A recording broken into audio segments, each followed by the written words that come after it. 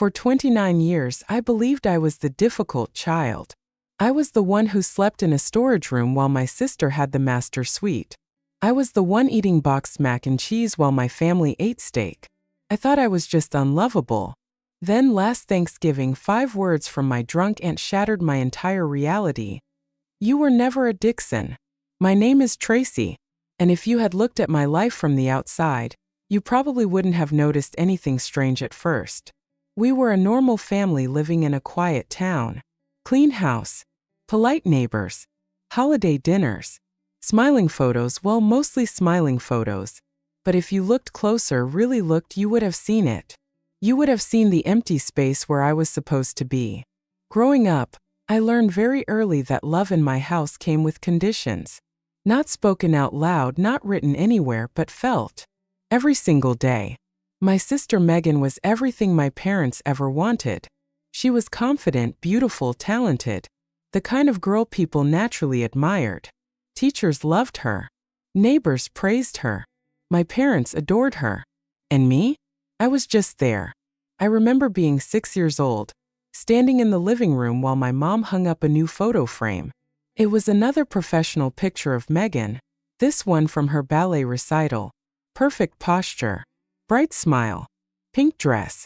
I stood there watching, waiting.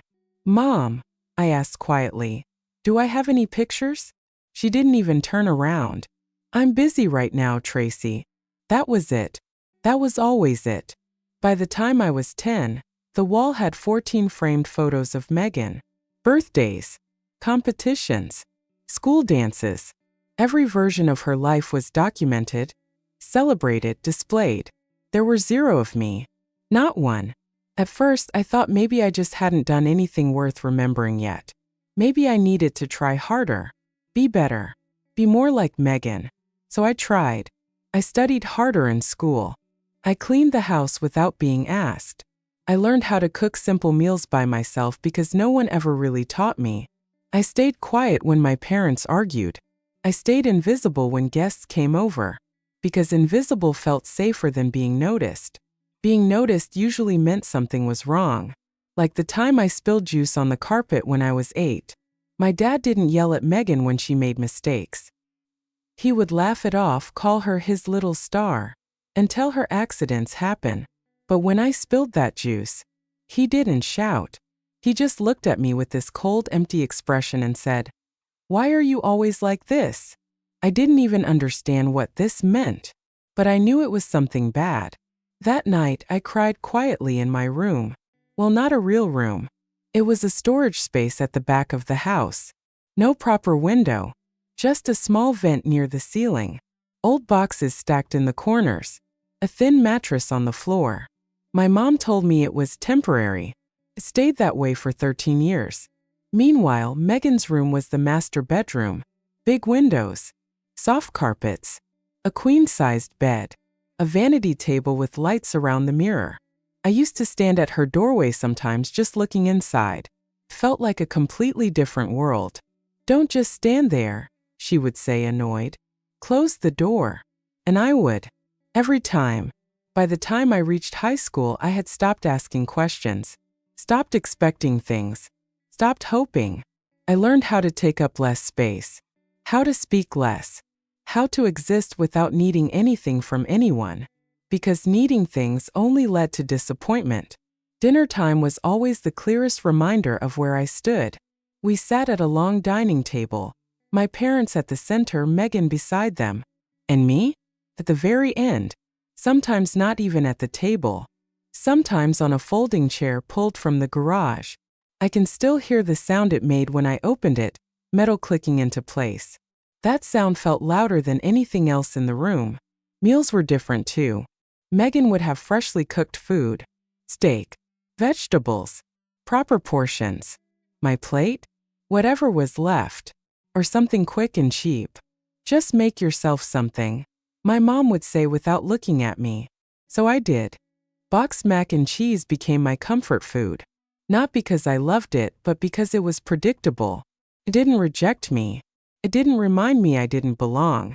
I ate a lot of meals alone, even when I was sitting in the same room as everyone else. And the strangest part? No one ever explained why things were this way. There was no big fight, no clear reason, no moment where someone said, "This is why we treat you differently." It was just normal. At least that's what I thought. Because when something is your whole life, you don't question it. You accept it. You build your identity around it. By the time I turned 20, I had fully convinced myself of one thing. There was something wrong with me. Something broken. Something unlovable. That had to be the explanation. Why else would my own parents treat me like I didn't matter? Why else would my sister look at me like I was an inconvenience? Why else would I feel like a guest in my own home? So I left. Not in a dramatic way. No big goodbye. No emotional confrontation. I just packed my things into 2 suitcases, got into my old car and drove away. No one tried to stop me. That hurt more than anything. I moved into a small apartment in the city. It wasn't much, just 1 room, a tiny kitchen and a bathroom, but it was mine. For the first time in my life, I had a door I could close. A space that belonged to me. And slowly, I started building a life. I got a job, paid my bills, learned how to exist on my own terms. It wasn't easy. There were nights I sat on the floor, eating instant noodles, wondering why I still felt so empty even though I was finally free. But at least the pain made sense now. It wasn't constant anymore. It came in waves. And I could survive waves. Years passed like that. Quiet. Independent. Controlled. I kept my distance from my family, only showing up when absolutely necessary. Birthdays, holidays, the occasional phone call. I told myself I didn't need them, that I was better off without them. And most days, I believed it. Until Thanksgiving. Because no matter how far you run, some things have a way of pulling you back. That year I almost didn't go. I sat in my apartment, staring at my phone, debating whether to ignore the message from my mom. Dinner at 6. Don't be late. No, please. No, we miss you. Just an instruction. Like always. I don't know why I went. Maybe a part of me still hoped something would be different. Maybe I wanted closure. Or maybe I was just tired of pretending I didn't care. So I got into my 12-year-old Civic and drove back. The house looked exactly the same. Perfect. Unchanged. Like time had frozen there while I had moved on. I parked behind Megan's brand new Audi. Of course, some things never change. I took a deep breath, stepped out of the car, and walked toward the front door. And as soon as I stepped inside, that familiar feeling hit me again. The smell of turkey and sage filled the air. Voices echoed from the dining room. Laughter. Warmth. Family. But none of it felt like mine. It felt like I was stepping into someone else's life. And I was just visiting. I walked in quietly. No one noticed at first. They were all gathered around the table. Talking, laughing, living in a world where I didn't exist. Until my mom glanced up. "Oh, you're here." Not hi. Not how are you. Just acknowledgement. I nodded. Yeah. And just like that, I was back in my place. At the edge. Invisible. Again. I stood there for a few seconds, unsure of what to do with my hands, my voice, myself. No one got up to hug me. No one said they missed me. The conversation at the table continued like I was just another piece of furniture that had always been there. Megan was in the center, of course, laughing, telling some story about her new job, her new apartment, her new life. Everything new, everything exciting. Everyone was listening. Everyone always listened to Megan. I quietly slipped off my coat and hung it by the door. The same hook I used every year. The same corner where I placed my shoes. It was strange how muscle memory never forgets, even when your heart wants to. "Tracy, you can sit over there," my mom said, pointing without even looking at me. I followed her finger. The folding chair. Same as always. Set slightly away from the main table, like an afterthought. Like someone remembered at the last second. "Oh right, she's here too." I walked over and opened it slowly. The metal clicked into place, sharp and cold. That sound again. It echoed louder in my head than it probably did in the room. I sat down. No plate in front of me yet. No glass. Just empty space. I folded my hands in my lap and waited. That's what I had always done. Waited. Eventually, my mom came over and placed a plate in front of me. Not the same plates everyone else had. Those were ceramic, neatly arranged. Mine was different. Simpler. Like it didn't belong to the same set. "There's mac and cheese in the kitchen if you want," she said quickly before turning away. Of course. I nodded, even though she didn't see it. I got up, walked into the kitchen and opened the stove. There it was. A small pot. Separate from everything else. I didn't need to ask. I knew it was mine. I scooped some onto my plate and stood there for a moment, staring at it. 29 years old. And nothing had changed. Not really. I walked back to my chair and sat down, trying to ignore the laughter coming from the center of the table. My dad was talking now. Something about investments. About helping Megan with her car. "The Audi was a good choice," he said proudly. "Reliable, safe. You deserve it." Megan smiled, flipping her hair back. "Thanks, Dad. I couldn't have done it without you." I looked down at my food. My car was 12 years old. The paint was fading. The engine made a strange noise every time I started it. I had paid for it myself. Every dollar. Not that anyone had ever asked. I took a bite of the mac and cheese. Tasted the same as always. Plain. Predictable. Safe. But tonight something felt different. Heavier. Like the air itself was holding something back. I noticed my Aunt Patricia sitting across the table. She had always been the loud one in the family. The unpredictable one. The one who said things she probably shouldn't. Tonight she looked off. Her cheeks were flushed. Her movements slightly unsteady. A glass of wine in her hand. Then another. And another. I tried not to pay attention. But every now and then I caught her looking at me. Not the usual quick glance people give before looking away. This was different. She was staring. Like she was trying to solve a puzzle. Or maybe like she already knew the answer. I shifted in my seat, uncomfortable. That feeling again. Like something was about to happen. Dinner continued. More laughter. More stories. More moments where I felt like I was watching a movie instead of living in it. At one point, Megan started talking about childhood memories. "Remember that trip to the lake house?" she said, smiling. "That was the best summer ever." Everyone nodded. "Oh yes," my mom said. "You loved that place." "I still do," Megan replied. "We should go again sometime." I stayed quiet. I remembered that trip too.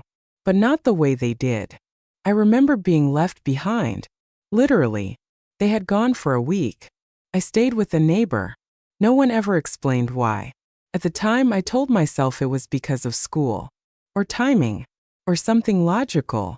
Now, I wasn't so sure. "Tracy, you don't remember that, do you?" Megan suddenly asked, glancing at me. Her tone wasn't cruel. Just dismissive. Like she already knew the answer. I swallowed. "I remember," I said quietly. "Oh," she shrugged. "Well, you were probably too young to really enjoy it." I didn't argue. What was the point? That's how it always went. My experiences didn't count. My memories didn't matter. My version of things was always less. Time passed slowly. The kind of slow that makes you hyper-aware of every second. Every glance. Every silence. And then, it happened. Aunt Patricia stood up suddenly, her chair scraping loudly against the floor. The room went quiet. She raised her glass, swaying slightly. "I want to say something," she announced. My dad stiffened. "Patricia, maybe you should sit down." "No," she interrupted, waving him off. "I've been quiet for too long." That got everyone's attention. Even Megan stopped talking. I felt my stomach tighten. Something wasn't right. Aunt Patricia turned her head and looked directly at me. Not past me. Not around me. At me. Her eyes were glassy, but there was something sharp behind them. Something intentional. "You know," she said slowly, her words slightly slurred but clear enough, "I always thought it was strange." No one spoke. No one moved. The air felt heavy. "What was strange?" my mom asked, her voice tight. Patricia ignored her. She took a step closer to the table, closer to me. The way you treated her, she continued, pointing her glass in my direction. Like she was different. My dad stood up. That's enough. But Patricia didn't stop. It never made sense, she said, shaking her head. Not until I realized. Patricia, my mom snapped louder this time. Sit down. But it was too late. Because in that moment, every instinct in my body was screaming. Pay attention. This matters. This changes everything. Patricia looked straight at me. And then she said it. Clear. Sharp. Unforgettable. You were never a Dixon. The words hit me like something physical. Like a force I couldn't see but could feel in every part of my body. The room went silent. Not the normal kind of silence. This was different. Heavy. Pressing.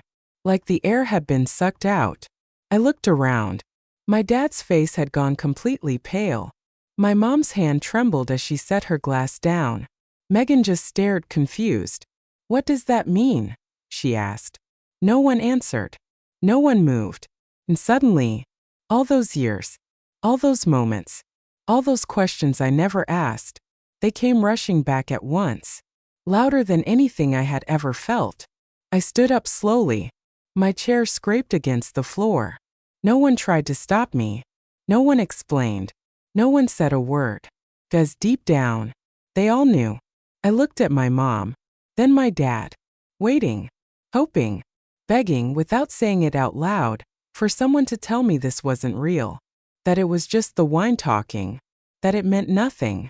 But the truth was written all over their faces, and I had seen that look before, just never understood it. Until now, my heart was pounding so hard I could barely hear my own thoughts. But one thing was clear. I couldn't stay there.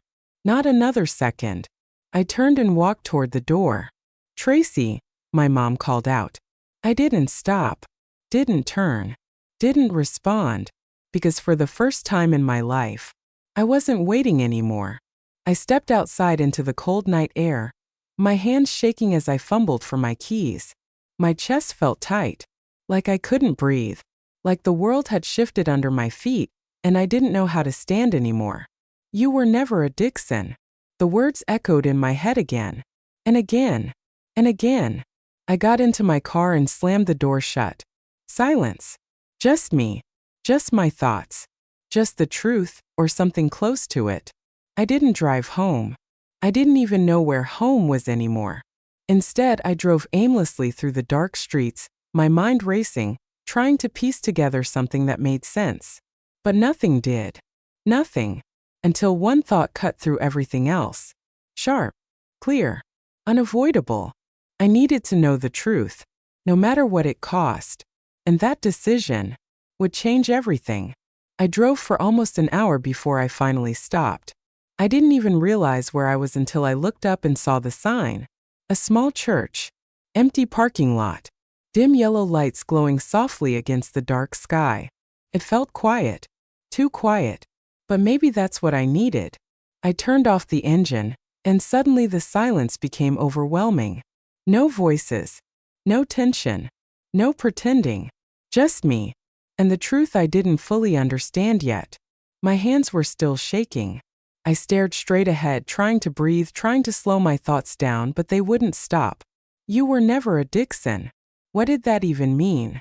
Was it just something my aunt said because she was drunk? Or was it something everyone else already knew? Because the way my parents reacted, that wasn't confusion. That wasn't shock. That was fear. And that's what terrified me the most. I reached for my phone.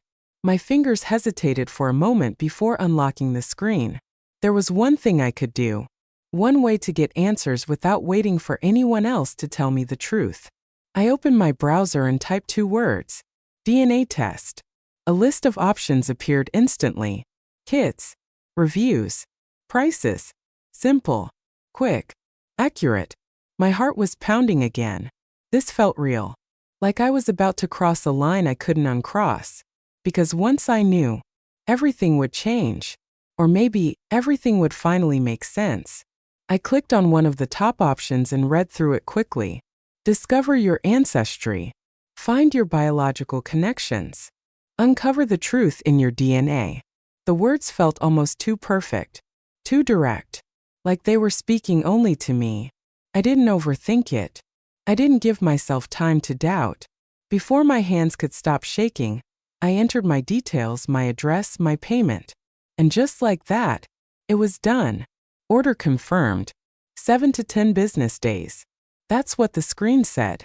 7 to 10 days to find out who I really was. Or who I wasn't. I dropped my phone onto the passenger seat and leaned back, closing my eyes. For a moment I thought I might cry. But nothing came. Just emptiness. Deep, quiet emptiness. Because maybe part of me already knew. Maybe I had always known. I just didn't have the words for it. Didn't have the proof. Now I would. And that thought was both terrifying and strangely calming. Eventually, I started the car again and drove back to my apartment. The entire ride felt different. Like I was carrying something heavy inside me. Something invisible but impossible to ignore. When I got home, I didn't turn on the lights right away. I just stood there in the dark, listening to the silence, feeling it wrap around me. For years, I had told myself this place was my escape, my safe space. But tonight, it felt unfamiliar, like I didn't even belong here anymore. I walked slowly to the kitchen, poured myself a glass of water, and sat down at the small table by the window. My mind kept replaying the dinner, the silence, the looks on their faces, and my aunt's voice, clear, unfiltered. "You were never a Dixon." I whispered it out loud this time. Hearing it in my own voice made it feel even more real, even heavier. I barely slept that night. Every time I closed my eyes, memories came rushing back, but now they felt different, like pieces of a puzzle finally starting to connect. The storage room, the folding chair, the separate meals, the way my dad looked at me, the way my mom avoided me. It wasn't random. It wasn't just bad luck. It wasn't because I was difficult. There was a reason. There had always been a reason. And I was finally going to find out what it was. The next morning, my phone started ringing. I didn't need to check the screen to know who it was. I let it ring. Again. And again. And again. Then a message. "Tracy, please pick up. We need to talk." Another one. "Last night didn't mean anything. Patricia was drunk." I stared at the words. Didn't mean anything? That wasn't true. I could feel it. Whatever she said, it meant everything. I didn't reply. Instead, I put my phone on silent and got ready for work. I needed distraction. Something normal. Something that didn't involve questioning my entire existence. But even at work, I couldn't focus. Simple tasks felt complicated. Conversations sounded distant. Like I was there physically, but my mind was somewhere else entirely. Waiting. Counting. 7 to 10 days. That number stayed in my head like a countdown. Every morning, I checked the delivery status. Every evening, I checked my email. Nothing. Just waiting. And thinking. Too much thinking. I started noticing things I had ignored before. Small details. Like how different I looked from my family. Megan had my dad's dark hair and sharp features. I didn't. My eyes were blue. No one else's were. I used to think it was just a random genetic thing. Now, felt like a clue. A sign I had missed. Or maybe chosen to ignore. On the third day, my dad showed up at my apartment. Unannounced. I heard the knock and froze. For a moment, I considered pretending I wasn't home. But something in me didn't want to hide anymore. I opened the door. He stood there looking older than I remembered. Tired. Stressed. "Can I come in?" he asked. I hesitated, then stepped aside. He walked in slowly, looking around like he had never seen this place before. Which he hadn't. He had never visited.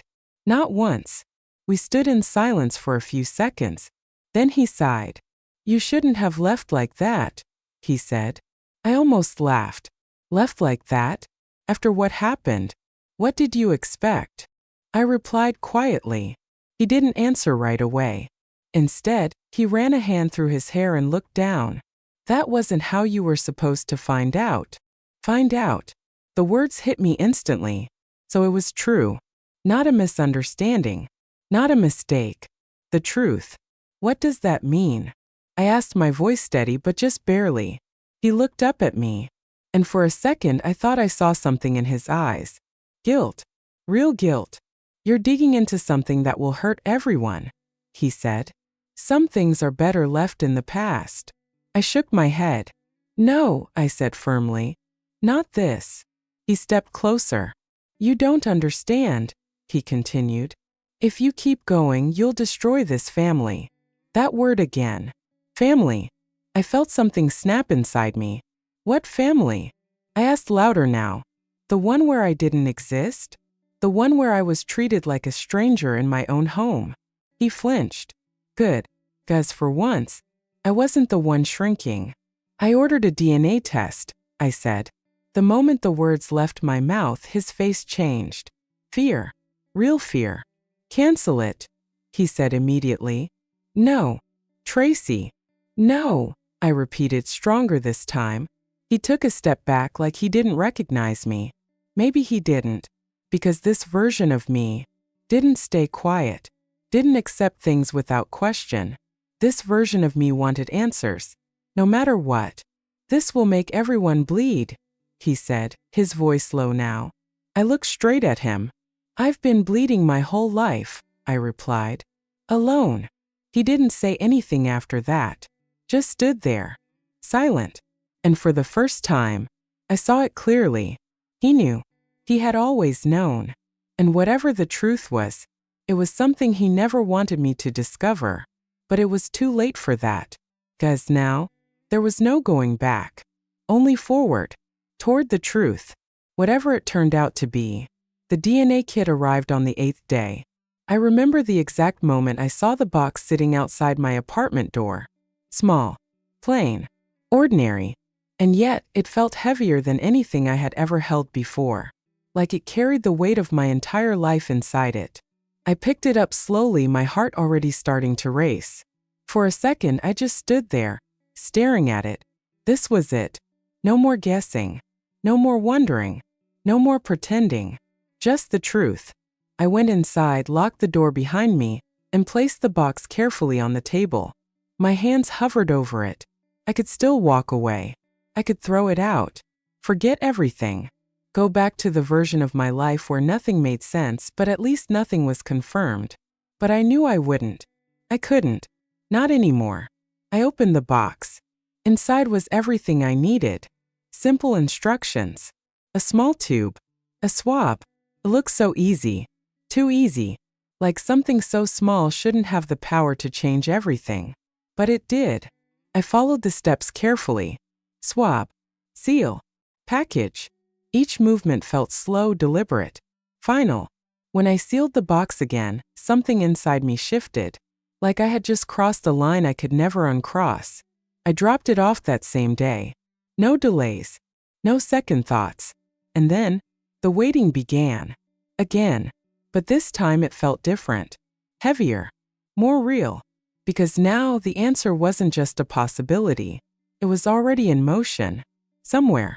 Being processed. Analyzed. Reduced to numbers and percentages that would define who I was. Or who I wasn't. Days passed slowly. Too slowly. Every morning I woke up with the same thought. Today might be the day. Every night I went to bed with the same disappointment. Not yet. My phone became impossible to ignore. Every notification made my heart jump. Every email made my hands shake. But it was never the one I was waiting for. Until one afternoon, I was sitting at my desk trying and failing to focus on work when my phone buzzed. I glanced at the screen. An email. From the testing company. My breath caught instantly. This was it. My fingers hovered over the screen. For a moment I couldn't open it. I wasn't ready. Or maybe, I would never be ready. But the truth didn't wait for readiness. Just existed. Whether I faced it or not. I took a deep breath. And tapped the screen. Your results are ready. 3 simple words. But they felt louder than anything I had ever heard. I clicked the link. Logged into my account. And there it was. My DNA summary. Clear. Simple. Unavoidable. I scanned the page quickly, my eyes searching for something familiar. Something that connected me to the life I had always known. And then I saw it. Ethnicity estimate. I held my breath. My dad's family had always been proud of one thing: Polish heritage. They talked about it constantly, celebrated it, identified with it. It was part of who they were. And if I was his daughter, it should have been part of me too. I looked at the percentage and felt the world shift beneath me. 0% Polish. 0. Nothing. Not even a trace. I blinked. Once. Twice. Reading it again. Hoping I had misunderstood. But I hadn't. It was clear. Undeniable. I wasn't his. The thought hit me slowly at first. Then all at once. Like something breaking open inside my chest. Everything I had suspected. Everything I had feared. It was true. But the results didn't stop there. Because just below that was something else. A section labeled DNA matches. My heart started racing again. I scrolled down. Names appeared. Strangers. People I had never heard of. Connections I didn't recognize. And then, one name stood out. Highlighted. Closer than the others. Nathan Hartley. 26% match. My breath caught. I stared at the screen trying to process what I was seeing. 26%. That wasn't distant. That wasn't random. That was close. Very close.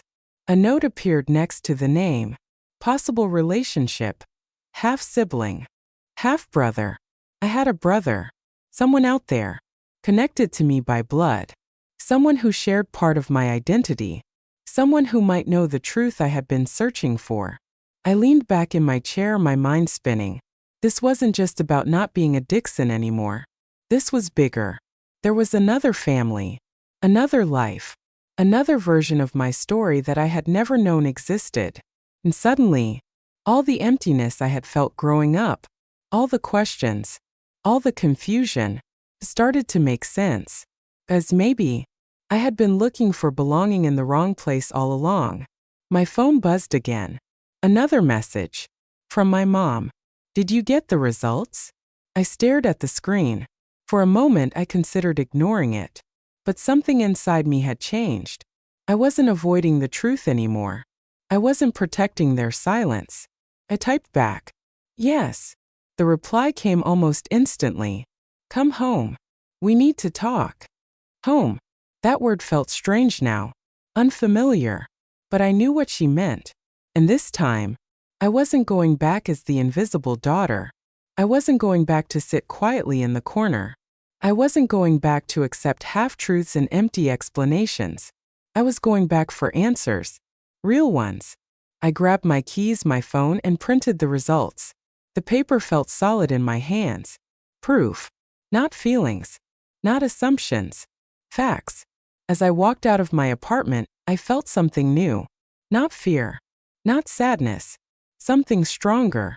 Clarity. For the first time in my life, I wasn't questioning myself. I wasn't wondering what was wrong with me. Because now I knew. Nothing was wrong with me. The problem had never been me. It had been the lie. And that lie was about to end. I got into my car and started the engine. The same old car. The same worn-out seats. But I felt different. Like I wasn't carrying the same weight anymore. Like I had finally found something solid to stand on. As I drove toward the house I once called home, my grip on the steering wheel tightened. Not from fear. From determination. Because this time, I wasn't going to leave without the truth. No matter how painful it was. No matter who it hurt. No matter what it changed. I pulled into the driveway. Megan's Audi was already there. Of course. Some things still hadn't changed. But this time, I had. I stepped out of the car, holding the envelope tightly in my hand. And as I walked toward the front door, I knew one thing for certain. The girl who used to sit silently on that folding chair was gone. And the woman standing here now was ready to be seen. I didn't knock. For 29 years I had knocked. Waited. Asked for permission to enter a place that was supposed to be my home. Not this time. I turned the handle and walked in. The house was quiet. Too quiet. Like it was holding its breath. My mom was standing in the living room. My dad sat on the couch leaning forward, his hands clasped tightly together. Megan stood near the window, her arms crossed, her expression tense and confused. They were waiting. For me. For the truth they had hidden for nearly 3 decades. I stepped inside and closed the door behind me. The sound echoed through the room. No one spoke at first. They just looked at me. But this time, I didn't look away. I walked forward slowly and placed the envelope on the table between us. You already know what this says, I said. My voice was calm, stronger than I expected. My mom's eyes filled with tears instantly. Tracy, she whispered. I held up my hand. No, I said. Not this time. She stopped, because something in my tone told her. This wasn't the same girl anymore. I want the truth, I continued. All of it. No more silence. No more half answers. My dad shifted uncomfortably. We were going to tell you, he said. When? I asked. After another 30 years? He didn't respond. Of course he didn't. Because there was no good answer to that question. I turned to my mom. Start talking. She looked like she might collapse. Her hands trembled as she reached for the back of a chair to steady herself. I never wanted this to happen, she said softly. I felt something sharp rise inside me. None of this happened, I replied. You chose it. She flinched. Tears spilled down her face. And finally, she broke. It was years ago, she began, her voice shaking. Before Megan was born, your father was traveling a lot for work. He was gone for weeks at a time. I said nothing. I just listened. Because this was what I had waited my whole life for. I was lonely, she continued. And I made a mistake. A mistake. That word felt too small. Too simple. For something that had shaped my entire existence. His name was Russell Hartley, she said. The name hit me instantly. Hartley. The same name from the DNA results. The same name connected to Nathan. My half-brother. It didn't last long, she added quickly. It wasn't supposed to mean anything. I let out a quiet, bitter breath. Clearly it did. She closed her eyes like the truth itself was painful to hold. When I found out I was pregnant, I didn't know what to do, she said. Your father had just come back. Everything was stable again. I glanced at my dad. He stared at the floor. Silent. Always silent when it mattered most. I told him, my mom continued. I told him everything. That made me look back at her. You told him? I asked. She nodded slowly. Yes. My chest tightened. So he knew. From the beginning. From the very start. And he stayed. I asked, my voice quieter now. She nodded again. Yes. He said we could fix it. That we could move on. That we could be a family. A family. That word again. But now it sounded hollow. Broken. What about me? I asked. Her voice cracked. That's where everything changed. The room felt colder. Heavier. When you were born, she whispered. Your father saw your eyes. I froze. My eyes. She nodded, tears falling freely now. They were blue. Not like his. Not like mine. And in that moment, she couldn't finish the sentence. But I already knew. He knew, I said. She looked at me, her expression full of guilt. Yes. I slowly turned my head toward my dad. For the first time since I walked in, he looked up. Our eyes met. And I saw it. Not anger. Not denial. Just truth. Cold, quiet truth. You knew I wasn't yours, I said. It wasn't a question. He didn't pretend it was. Yes, he replied. One word. That's all it took. 29 years of confusion, reduced to a single answer. Yes. I felt something inside me break. Not loudly. Not dramatically. Just quietly. Like something fragile finally giving up. And you stayed anyway, I said. Yes. But you chose not to love me. The words came out before I could stop them. Sharp, direct, honest. He didn't deny it, didn't argue, didn't defend himself. I raised you, he said instead. I almost laughed. That's not the same thing. Silence filled the room again. But this time, it felt different. Not heavy, not suffocating, just clear. Like everything was finally out in the open. You punished me, I continued, for something I had nothing to do with. My voice started to shake now. Not from weakness, from everything I had held in for years. The storage room, the way you looked at me, the way you treated me like I didn't belong. You didn't belong, Megan suddenly said. The words cut through the room instantly. I turned toward her. Her expression was defensive, confused, like she was trying to understand something that didn't fit into her perfect version of reality. You're not part of this family, she added. I stared at her. For a moment I saw the same girl I had grown up with. The one who had everything. The one who never questioned why. And then I realized something. She wasn't the villain. She was just protected. From the truth. From the reality I had lived every day. I took a deep breath. No, I said quietly. I wasn't. And for the first time in my life, that truth didn't hurt the way it used to. 'Cause now, I understood why. I turned back to my parents. You had a choice, I said. Both of you. My mom looked down. My dad said nothing. You could have told me the truth, I continued. You could have treated me like a human being. Like a child who deserved love, no matter where she came from. My voice broke slightly. But you didn't. Tears blurred my vision now. But I didn't look away. I spent my entire life thinking there was something wrong with me, I said. That I was broken. That I wasn't enough. My mom started crying harder. I'm so sorry, she whispered. I shook my head. Sorry doesn't fix this. Because it didn't. Nothing could. 29 years of silence. Of distance. Of feeling invisible.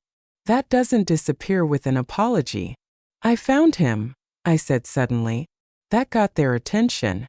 My dad frowned slightly. Found who? Russell Hartley.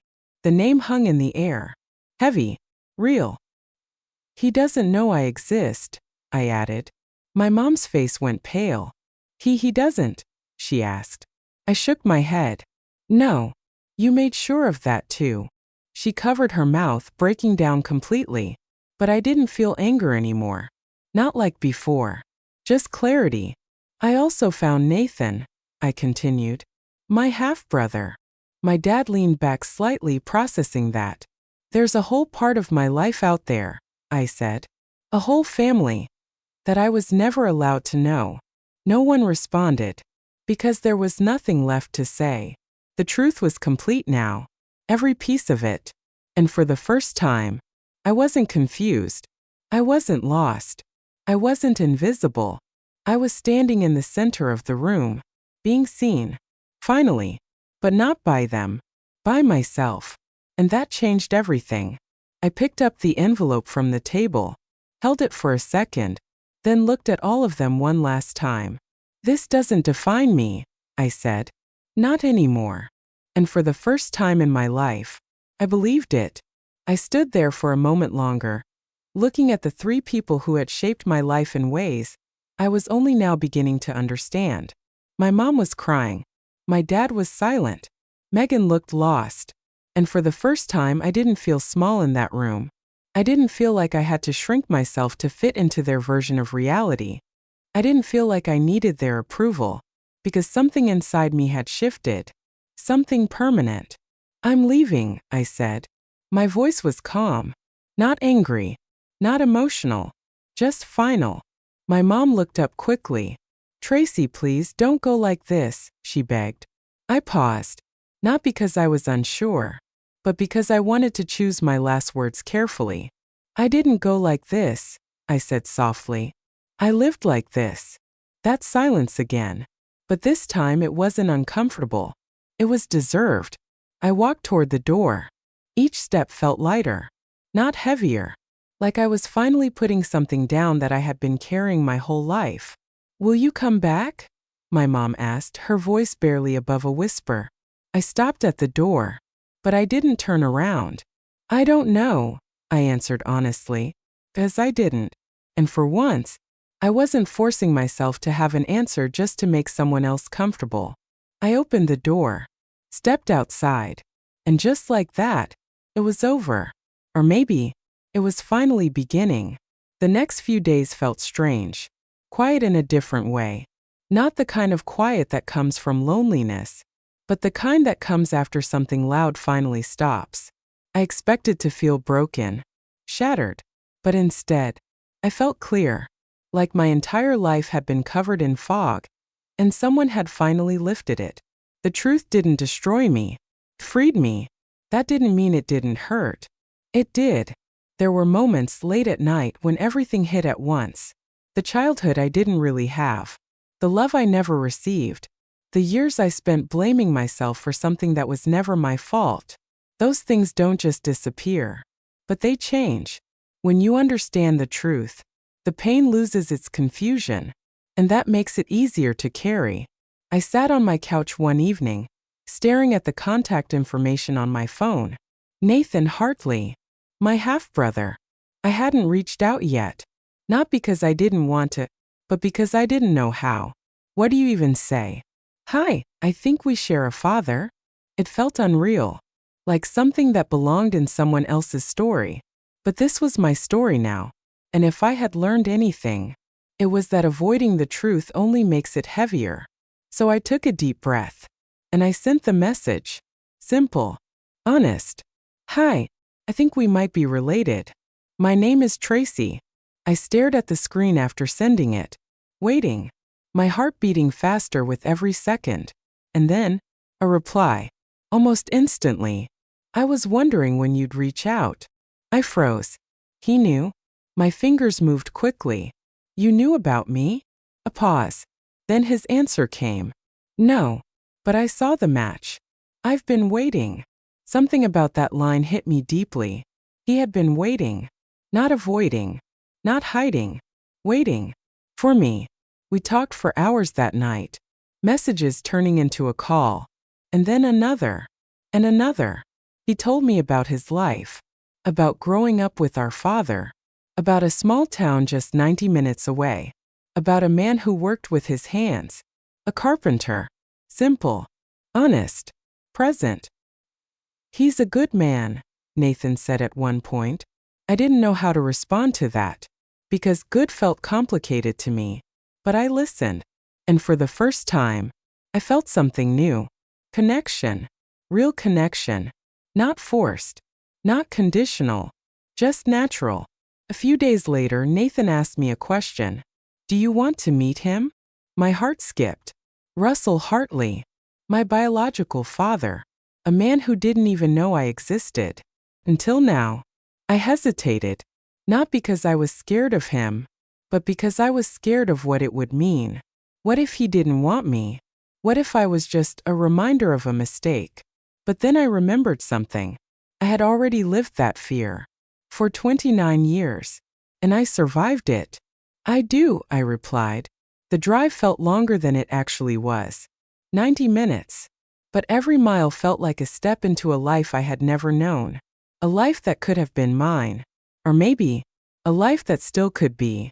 When I finally arrived, I saw them standing outside. Nathan first. He smiled when he saw me, and somehow, felt familiar. Like looking at a reflection you didn't know existed. And then, him. Russell. He looked older than I expected. Strong but gentle. The kind of presence that didn't demand attention but earned it.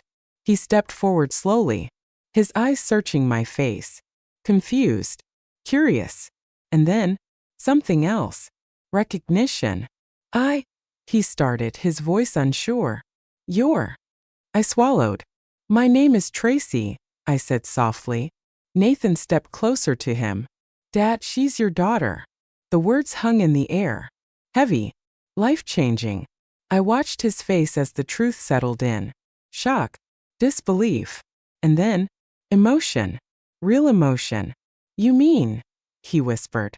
I nodded. He took a step back, running a hand over his face. No one told me, he said. I didn't know. I believed him. I could see it, feel it. This wasn't guilt. This was something else. Something honest. He looked at me again. And this time, there were tears in his eyes. I'm so sorry, he said. And somehow, that sounded different. Not like my mom's apology. Not like something forced. But like something real. You shouldn't have had to earn something that was yours from the start. The words hit me harder than anything else. Because that's what I had been doing my whole life. Trying to earn love. Trying to deserve something that should have been given freely. And in that moment, something inside me finally let go. Not the pain. Not completely. But the belief that I was unworthy of love. We stood there for a while. Talking. Slowly. Carefully. Like building something new from the ground up. Because that's what it was. A beginning. Not a replacement. Not a perfect ending. But a real start. Today my apartment looks different. Not bigger. Not more expensive. But warmer. More alive. On one wall there are 4 photos. Just 4. But they mean everything to me. One with Nathan. One with Russell. One of me, smiling without forcing it. And one where I'm standing alone. Confident. Present. Real. I'm in every single one. And that's something I never had before. I'm not a Dixon. And for the first time in my life, that doesn't feel like a loss. Feels like the truth. And the truth set me free.